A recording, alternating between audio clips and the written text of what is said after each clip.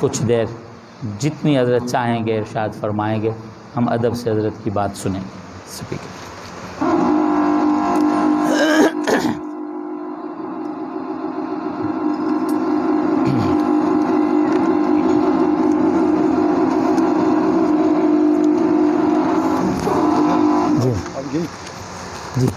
جی میں یہی ہوں آپ کے پاس، جی آپ کی صحبت میں ہوں.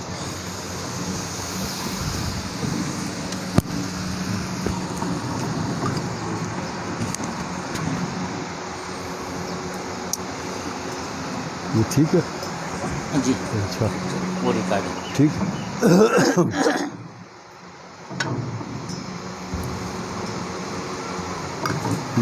نحمدہ و نصلی علی رسول الکریم، اما بعد. میرے لیے آج انتہائی سعادت کا مقام ہے کہ پاکستان کی ایک مشہور دینی درسگاہ جامعہ اشرفیہ مانکوٹ میں حاضری کا موقع ملا. حضرت مولانا اشرف شاہ صاحب رحمۃ اللہ علیہ کے ساتھ میرا غائبانہ تعارف تھا، لیکن زیارت کا موقع نہیں ملا. مولانا چونکہ زیادہ سفر بھی نہیں کرتے تھے، پڑھنے پڑھانے والے آدمی تھے، ہر وقت اسی کام میں مصروف رہتے تھے.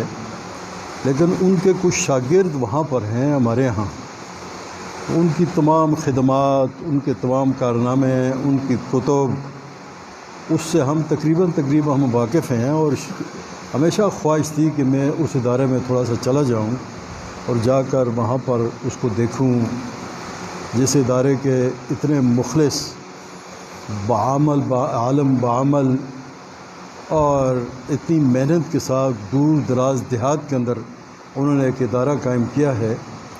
لیکن افسوس موقع نہ مل سکا. آج میں اتفاقاً کراچی کی طرف جا رہا تھا. ہم آپ تمام حضرات دعا فرمائیں. ہمارے استاد بھی ہیں، بزرگ بھی ہیں، اور پاکستان کے بہت بڑے عالم بنوری ٹاؤن جو بہت ہی بڑا دینی ادارہ ہے اس کا متمم ہیں، اور عالمی مجلس تحفظ ختم العلوم کے امیر بھی ہیں، اور وفاق المدارس کے اس کے بھی وہ صدر ہیں. حضرت مولانا ڈاکٹر عبدالرزاق سکندر صاحب، ان کی بیماری کا مجھے پتہ چلا تو پھر میں اس معنی میں نکلا کہ میں جا کر ان کی عیادت کر لوں، کم از کم پتہ نہیں کہ کیا صورت ہوتی ہے. تو رستے میں مجھے انگلینڈ سے ہی ساتھیوں نے اطلاع دی کہ آپ ویسے بھی اس طرف جا رہے ہیں تو رستے میں ہی مانکوٹ آ جاتا ہے، اور وہاں پر جا کر آپ تھوڑی دیر کے لیے مدرسے میں آپ جائیں. تو پھر مولانا کے ساتھ بھی رابطہ ہو گیا. تو میں نے کر لیا کہ میں انشاءاللہ آؤں گا، اور میں اس معنی میں تھوڑی دیر کے لیے حاضر ہوا. میری تو یہ خواہش ہے یہاں کر دیکھ کر یہاں کی رونقیں، یہاں کی اخلاقی جو تربیت ہے، طالب علم ہے، ایک اتنا بڑا ادارہ دیہات کے اندر، اس کے اندر جو ہے وہ اتنے بڑی تعداد کے اندر طلباء وہ دین کی تعلیم حاصل کر رہے ہیں، ساتھ ساتھ میٹرک تک ان کی تعلیم کا بھی بندوبست ہے. تو آپ یقین کریں کہ میں حیران ہو جاتا ہوں بعض دفعہ کہ اللہ جب اپنے دین کی حفاظت کرتا ہے تو وہ مختلف طریقے سے کرتا ہے. کسی کو کوئی سوچ بھی نہیں سکتا کہ یہ حفاظت کس طرح ہو رہی ہے. اور اس حفاظت کے سب سے بڑے یہ دینی ادارے ہوتے ہیں جو قرآن اور حدیث اور یہ دینی علوم کی جو ہے تربیت حاصل کرتے ہیں، اور پھر اس کو آگے ملک کے اندر اور باہر ملکوں کے اندر اس کو پہنچاتے ہیں. میں جب اب یہاں آیا، یہاں پر دیکھا میں نے اتنا وسیع و عریض مدرسے کا علاقہ، پھر یہاں پر تعلیم و تربیت کا بہترین قسم کا بندوبست. حضرت مفتی صاحب ان کے جو لائق اور قابل ان کے بھائی ہیں، ان کی جو عملہ ہے. آدمی جب کسی ادارے میں جاتا ہے تو جو آدمی ان اداروں سے واقف ہوتا ہے اس کو اندازہ ہو جاتا ہے کہ یہ تمام کی تمام چیزیں یہ یہاں کے اساتذہ، یہاں کی انتظامیہ، یہاں کے کام کرنے والوں کے اخلاص کا نتیجہ ہیں.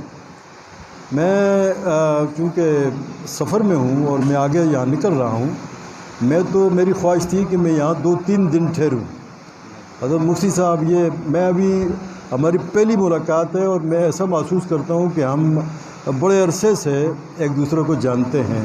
اس طرح کی اللہ نے ان کو صلاحیت دی ہے، طبیعت دی ہے، سادگی کے ساتھ اس طرح دین کا کام کر رہے ہیں، تو آپ حضرات بھی دعا فرمائیں کہ یہ دینی ادارے جو دین کے قلعے ہیں، دین ان کی طرف ان کی وجہ سے محفوظ ہے، کوئی بھی باطل دین کے اندر دخل اس وقت تک نہیں دے سکتا جب تک یہ دینی ادارے کام کر رہے ہیں اور یہاں کے لوگ اسی تربیت کے ساتھ وہ جو ہے زندگی گزارتے ہیں مدرسوں میں۔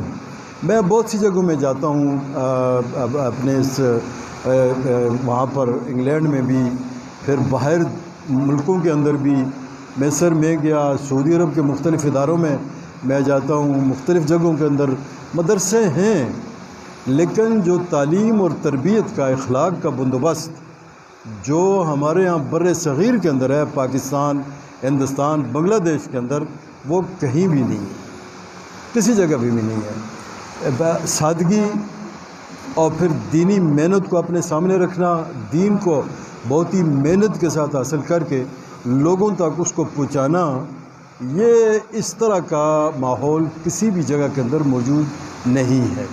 یہ ساری کی ساری تربیت اور یہ سارے کا سارا جو اس وقت ایک ماحول ہے، یہ ان حضرات کا ہے کہ جنہوں نے یہ دینی ادارے قائم کیے اور ان کی بنیاد اس پہ رکھی کہ طالب علم کی جہاں وہ دین سیکھے، اس طرح وہ دین اس کے بدن کے اوپر بھی ظاہر ہو، اس کی شکل و صورت وہ حضور صلی اللہ علیہ وسلم کی سنن کے مطابق ہو، وہ سنن کا پابند ہو، وہ دین کو سب سے زیادہ مقدم رکھنے والا ہو، دینی غیرت ہو اس کے اندر۔ تو یہ چیزیں بہت سی جگہوں میں گیا، یہ چیزیں اور کسی جگہ کے اندر موجود نہیں ہیں۔ سعودی عرب میں اس سے پہلے کچھ وقت پہلے تک یہ یونیورسٹیوں میں بھی کچھ تھوڑا بندوبست تھا۔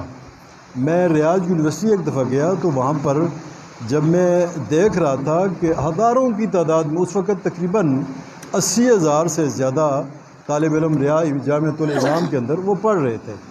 ہر طالب علم اس کی داڑھی باشرہ، بہت نماز کا وقت ہوا تو مسجد کے اندر جگہ نہیں ہوتی تھی نماز کی، لیکن اب بدقسمتی سے کچھ تھوڑا سا جو دور شروع ہوا ہے اس کے اندر بہت کمیاں آئی ہیں۔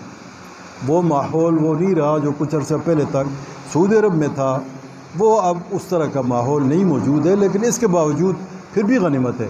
میں جب نظر دوڑاتا ہوں اپنے اس ماحول کے اندر تو اللہ کا اتنا شکر ادا کرتا ہوں، اور میری دعائیں نکلتی ہیں ان ہمارے اکابر کے لیے کہ جنہوں نے یہ ماحول بنایا اور پھر اس ماحول کے اندر تربیت کر کے علماء پیدا کیے جو دین کے اوپر جب بھی کوئی بات اٹھے تو اس کے لیے وہ سینہ سپر ہوتے ہیں اور ہر قسم کی قربانی دینے کے لیے آمادہ ہوتے ہیں۔ یہ دینی ادارے اللہ ان کی ہر طرح سے مدد فرمائے، اللہ ان کی حفاظت فرمائے، اللہ جتنے بھی دینی ادارے ہیں، مساجد ہیں، جماعتیں ہیں، جو بھی دین کا کام کرتے ہیں، اللہ ان کی حفاظت فرمائے، ان کو اخلاص کی دولت سے مالا مال کرے۔ حضرت مفتی صاحب اور ان کے بھائیوں کے ساتھ میری جو ملاقات ہوئی، مجھے انتہائی ایک میرے لیے شرف ہے۔